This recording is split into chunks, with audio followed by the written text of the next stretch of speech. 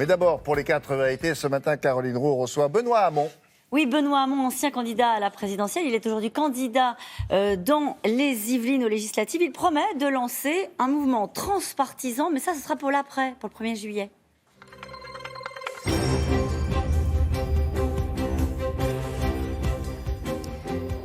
Bonjour Benoît Hamon. Bonjour Caroline. Alors je ne sais pas si vous avez pu prendre connaissance des premiers résultats des votes des Français de l'étranger pour les législatives. Il semblerait que s'annonce une vague La République En Marche. Est-ce que vous attendez l'impact ?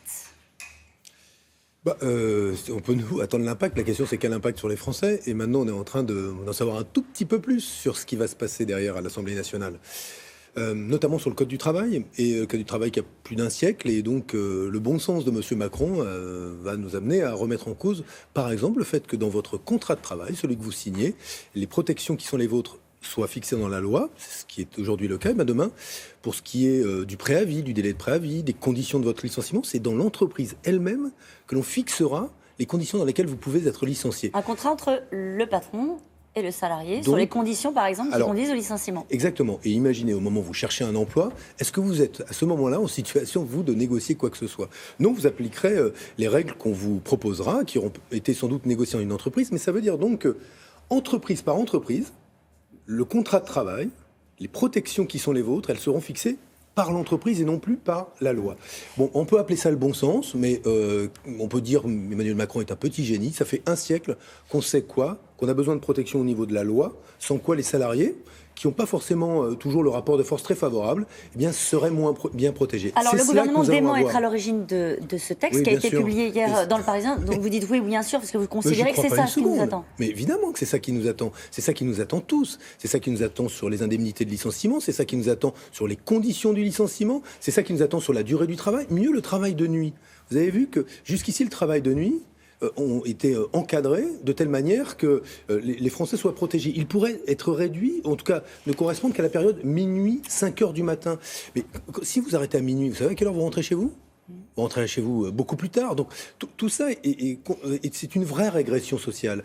Et tout a été dit avant. Pardonnez-moi de vous couper. Ce que dirait Emmanuel Macron s'il était face à vous, il vous dirait... Les Français ont été prévenus sur la réforme du marché du travail. Oui, je leur avais dit que je voulais réformer. Oui, mais pas ça. Effectivement, c'est des choses qui n'ont pas été négociées. Mais réformer, c'est aussi vouloir faire progresser les choses, améliorer la situation des salariés. Quand le mot réformer ne sera pas forcément associé à un recul pour les salariés, au motif qu'il faut essayer cela, le pari d'Emmanuel Macron, c'est d'expliquer que parce que les Français seront trop protégés, il n'y a pas assez d'emplois. Donc en gros... Si ceux qui travaillent aujourd'hui ont moins de droits, qu'on peut les licencier plus facilement, on en embauchera d'autres. C'est intéressant ce que vous dites, mais est-ce que ça sous-entendrait que les Français ont voté sans savoir, ont voté... Ça, ils ne le savaient pas, puisque Emmanuel Macron ne l'a jamais dit. D'accord, vous avez parlé de la barémisation des indemnités de licenciement. Ça, c'était clairement énoncé. La réforme, la plus de flexibilité, c'était annoncé. Aujourd'hui, la majorité de ceux qui votent pour Emmanuel Macron vont bien. Ils vont bien dans leur vie. Ils vont même très bien.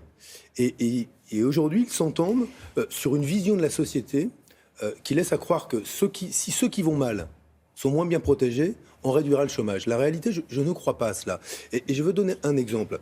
Ça peut marcher pour réduire le chômage. Cela peut marcher. Mais ça se traduira par une augmentation de la pauvreté comme en Allemagne. Je reprends cet exemple tout le temps. Il y a 17% de pauvres en Allemagne.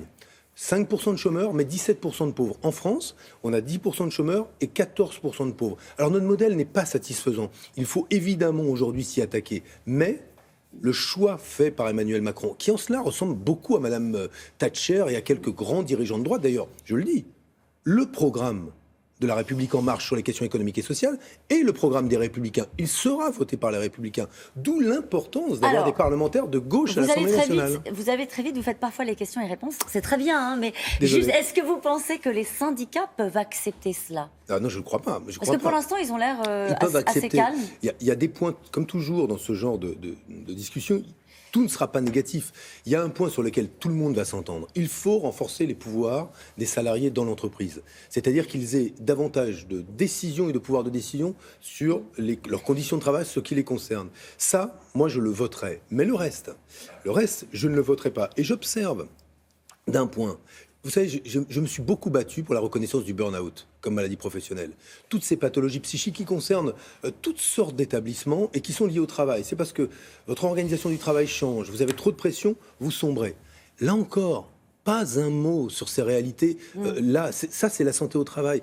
Ce qui me frappe, c'est l'absence de modernité de tout cela. C'est tellement vieux jeu que c'en est éclatant. On en revient à la toute première question que je vous avais posée. C'est ce qui est en train de s'annoncer, si on regarde encore une fois les premiers scrutins des Français de l'étranger sur ces législatives, ou alors même les sondages, une vague, c'est comme ça qu'on pourrait l'appeler, La République en marche. Est-ce que par exemple sur le terrain, vous entendez cette petite phrase qu'on entend parfois, oui, quand même, on va lui donner une majorité, on va essayer. En gros, on va être cohérent avec ce qui s'est passé à la présidentielle. Et qu'est-ce que vous leur dites à ces Français-là qui disent ça ? Mais je leur dis, mais est-ce que vous voulez de cette réforme du Code du travail ? La plupart, non.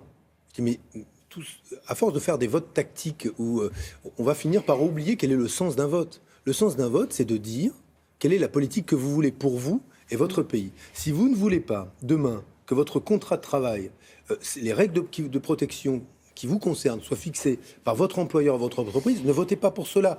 Et j'entends ce que vous dites, hein, je l'ai déjà entendu, mais moi, la responsabilité qui est la mienne, en tout cas, l'idée que je me fais aujourd'hui de ce qu'il faut dire dans un moment comme celui-là, c'est que donner une majorité pour une majorité, ça n'a pas beaucoup de sens, surtout qu'il s'agit maintenant de dissiper un peu le brouillard dans lequel nous sommes depuis les présidentielles. Quel brouillard ? Le brouillard, c'est quoi ? Celui d'une communication où on nous survend la poignée de main à M. Macron, la posture face à M. Poutine, mais à la fin... C'est important, ça, non ? Oui, mais à la fin, ça ne va pas empêcher M.